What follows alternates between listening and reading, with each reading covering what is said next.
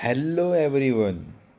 बस एक क्वेश्चन कर लो और आपके सारे कंसेप्ट क्लियर हो जाएंगे वेटेज एवरेज प्रॉफिट मेथड के। तो बने रहिए इस वीडियो में और एंड तक इस वीडियो को देखिए और आपके पूरे कंसेप्ट्स हो जाएंगे क्लियर। तो hey guys, welcome back to my YouTube channel जेठी balancer. Clear your concepts and boost your score. तो चलिए स्टूडेंट्स, शुरू करते हैं आज का वीडियो। टॉपिक है हमारा वेटेज एवरेज प्रॉफिट मेथड। तो वेटेज एवरेज प्रॉफिट मेथड के रिगार्डिंग हमें यहाँ पे एक क्वेश्चन गिवन है जिसमें हमने गुडविल कैलकुलेट करनी है by weightage average profit method. तो क्वेश्चन सबसे पहले हम रीड करते हैं कि क्वेश्चन हमसे कह क्या रहा है। तो क्वेश्चन हमें कह रहा है firm earn a profit and losses during the last 5 year, not last year, last 5 year में उन्होंने कुछ प्रॉफिट एंड लॉस को क्या कर रखा है, अर्न कर रखा है। तो 2021 40,000, 2022 60,000 प्रॉफिट इंक्लूडिंग एबनॉर्मल गेन। तो इसमें एबनॉर्मल गेन क्या है, इंक्लूड है ₹10,000 का। Next one is 2023 20,000 loss, 2024 80,000 profit again including abnormal loss this time. तो इस बार हमें क्या है, एबनॉर्मल लॉस हमारा इंक्लूड है उसमें 15,000 का ड्यू टू फायर। 2025 1 लाख हमें प्रॉफिट गिवन है, normal profit. The recent year are given higher importance weight, और तो यहाँ पे हमें वेट भी गिवन है कि कौन सी ईयर पे हमें कितना वेट देना है। तो 2021 पे 1, 2022 पे 2, 2023 पे 3, 2024 पे 4 और 25 का 5। तो वेट जनरली हमें क्या होते हैं, क्वेश्चन में हमेशा गिवन होंगे। अगर गिवन नहीं है तब भी हम यही इसको लेट कर देंगे 1 2 3 4 5, ये हम नॉर्मली अज्यूम कर लेंगे अगर क्वेश्चन पे वेट गिवन नहीं है। और गिवन है तो जो गिवन होगा हम वही लेंगे, ठीक है। तो कैलकुलेट करना है हमने goodwill at the 3 year purchase of weightage average profit method.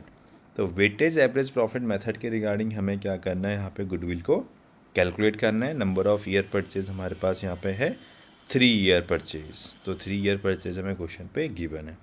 अब देखो स्टूडेंट्स, ऊपर जो हमें प्रॉफिट एंड लॉस गिवन है इसमें कुछ चीज़ें ऐड है, इंक्लूडिंग एबनॉर्मल गेन और इंक्लूडिंग एबनॉर्मल लॉस। तो ये हमने जो प्रीवियस वीडियो सॉल्व करी होगी कि calculate goodwill by average profit method, और उसमें हमने कुछ एडजस्टमेंट करे थे। तो सेम एडजस्टमेंट हम यहाँ भी करेंगे, क्योंकि जब भी हम गुडविल को कैलकुलेट करेंगे हमारे पास नॉर्मल प्रॉफिट होना चाहिए। यानी प्रॉफिट में ना ही कोई एबनॉर्मल गेन इंक्लूड होना चाहिए, ना ही कोई एबनॉर्मल लॉस माइनस होना चाहिए। तो सॉल्यूशन को हम स्टार्ट करते हैं और सबसे पहले हम करेंगे statement of average profit method. तो इस एवरेज प्रॉफिट मेथड को सबसे पहले हम क्या करेंगे, एडजस्ट करेंगे प्रॉफिट को, जो भी हमारा एबनॉर्मल गेन और एबनॉर्मल लॉस हुआ है। तो 2021 की बात करें तो 2021 पे कोई एडजस्टमेंट नहीं है, क्योंकि यहाँ पे आपको कोई लॉस नहीं हो रखा है। तो इसका एडजस्टेड प्रॉफिट कितना रहेगा, आपका 60,000 ही रहेगा इसका एडजस्टेड प्रॉफिट। अब बात करें हम सेकेंड ईयर पे, तो सेकेंड ईयर पे देखो, सॉरी 2021 का जो प्रॉफिट था वो 40,000 है, तो हम इसको लिखेंगे 40,000। हम बात करें हम सेकेंड ईयर की, तो सेकेंड ईयर में जो प्रॉफिट है वो गिवन है 60,000 प्रॉफिट इंक्लूडिंग एबनॉर्मल गेन। तो जो एबनॉर्मल गेन है वो हमेशा क्या होना चाहिए, माइनस। तो इसलिए हम यहाँ पे माइनस कर देंगे 10,000 प्रॉफिट में से। तो नॉर्मली हम अकाउंट्स में माइनस का वर्ड यूज़ नहीं करते हैं, हम वर्ड यहाँ पे यूज़ करते हैं माइनस के लिए ब्रैकेट। तो हमारा उसका एडजस्टेड प्रॉफिट कितना निकल जाएगा, 50,000। फिर 2023 पे हमें 20,000 का क्या हो रखा था, लॉस हो रखा था, यहाँ पे ब्रैकेट लगाना भूल गए हम, तो इसमें कोई एडजस्टमेंट नहीं था। तो यहाँ पे क्या रहेगा, आपका 20,000 आपका लॉस पे रहेगा। फिर 2024 पे शायद कुछ एडजस्टमेंट थे कि 2024 पे हमें कहा था कि 80,000 का प्रॉफिट हुआ है इंक्लूडिंग एबनॉर्मल लॉस। तो एबनॉर्मल लॉस को हमें क्या करना पड़ता है, ऐड करना पड़ेगा। तो प्लस हो जाएंगे हमारे 15,000, तो हमारा यहाँ पे जो नॉर्मल प्रॉफिट वो निकलेगा 95,000। 2025 में कोई एडजस्टमेंट नहीं है, तो इसलिए इसका प्रॉफिट आपका 1 लाख की रहेगा। तो ज़्यादा हमें कुछ नहीं करना है, यहाँ पे प्रॉफिट को एडजस्ट करने के लिए दो चीज़ें याद रखनी है कि जो भी एबनॉर्मल गेन होगा उसे मैंने माइनस कर देना है, एबनॉर्मल प्रॉफिट को एबनॉर्मल गेन को माइनस करना है, एबनॉर्मल लॉस को मुझे क्या करना है, प्लस करना है। तो दो चीज़ें आपने याद रखनी है, abnormal gain minus abnormal profit plus, बाकी आपने कुछ याद नहीं करना, नॉर्मल सा एडजस्टमेंट है। अब इसके आगे हमें क्या दे रखे हैं क्वेश्चन पे, इसके वेटेज दे रखे हैं। तो अब वेटेज प्रॉफिट निकालने के लिए हमें इनको आपस में क्या करना पड़ता है, मल्टीप्लाई। अब तो यहाँ पे हम इनको आपस में क्या कर देंगे, मल्टीप्लाई कर देंगे। तो 40,000 वन जा कितना होगा आपका 40,000 ही रहेगा, 52 जा कितना हो गया आपका 1 लाख हो गया, 23 जा आपका 60,000 हो गया। बट 60,000 आपका किस पे रहेगा, ब्रैकेट पे रहेगा, क्योंकि यहाँ पे हमें हुआ था लॉस। 95 4 जा तो 30 यहाँ पे आ गए, 4 5 जा 20, 4 9 जा 36, एक 38, 3,80,000। फिर 5 को हम 1 से मल्टीप्लाई करेंगे तो हमारा कितना आ जाएगा 5 लाख।